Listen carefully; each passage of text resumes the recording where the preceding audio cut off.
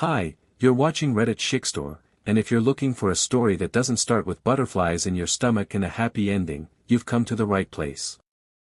My name is Robert Hayes, but folks around here in Denver, Colorado, just call me Rob. I'm 48, a civil engineer by trade, spending my days designing bridges and highways for the State Department of Transportation.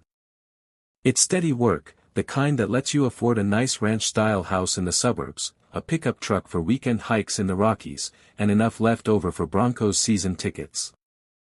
My wife, Lisa, is 45, a sales director at a tech startup downtown.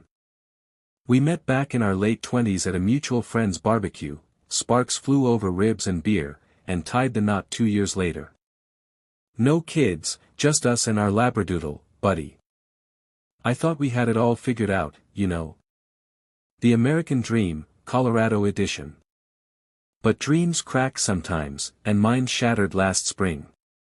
It started subtle, like a hairline fracture in concrete. Lisa's job had her traveling more, conferences in Vegas, client dinners in Boulder. She'd come home late, her makeup a bit smudged, her laugh a little too forced when I'd ask about her day. Our sex life dried up like the Arkansas River in drought season. She'd say she was exhausted from closing deals, but her phone lit up constantly with notifications from colleagues. I trusted her, why wouldn't I? We'd been solid for 18 years. The breaking point came on a rainy Tuesday in April. I was home early after a site inspection got cancelled due to the weather. I decided to surprise her by picking up her dry cleaning and dropping by her office with coffee from that hipster spot she loves in Lodo. As I parked my Ford F-150 in the garage under her building, I saw her red Toyota Camry. But then, through the downpour, I spotted her, laughing, umbrella shared with some guy as they dashed from his flashy Tesla to the entrance. He was mid-30s, athletic build, wearing one of those slim-fit suits that scream startup bro. They paused under the awning, and he kissed her, deep, passionate, like in some rom-com I wasn't cast in. I froze in my truck, rain hammering the roof like my heartbeat. His name was Ethan Cole, her top sales rep. She'd mentioned him in passing, how he was a rising star, how they synergized on projects. Bullshit. I didn't storm and instead, I drove home, cracked open a Coors, and let the anger simmer into resolve. Confrontation. Too messy. I wanted proof, and then payback.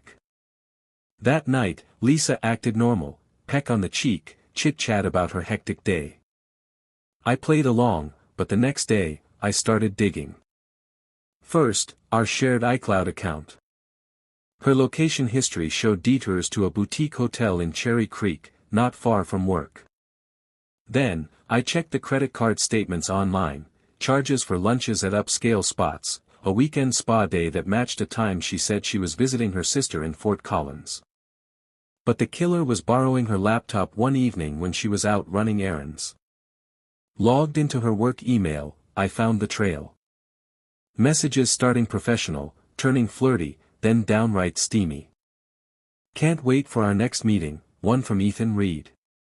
Attachments included selfies from hotel rooms, nothing explicit, but intimate enough to twist the knife.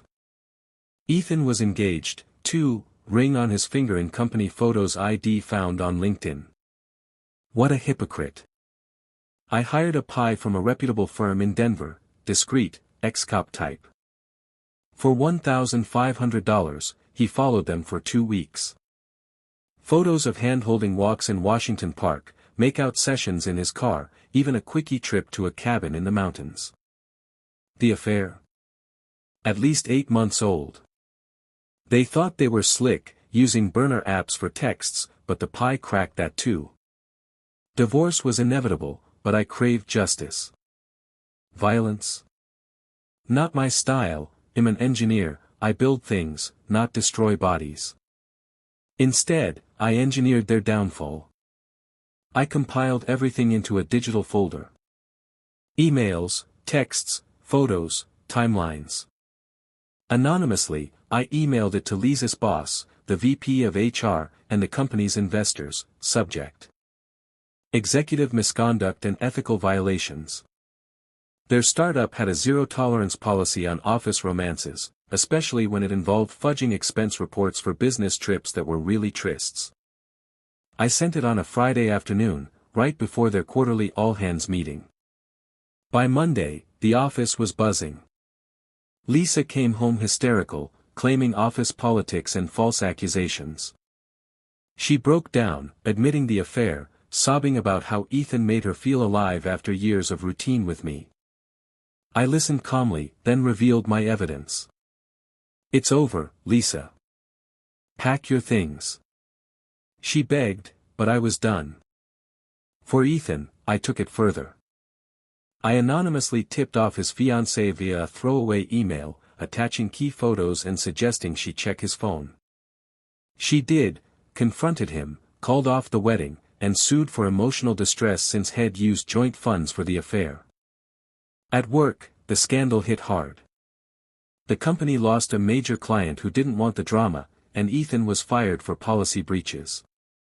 Last I checked on LinkedIn, he's slinging used cars in Aurora, his Tesla long gone.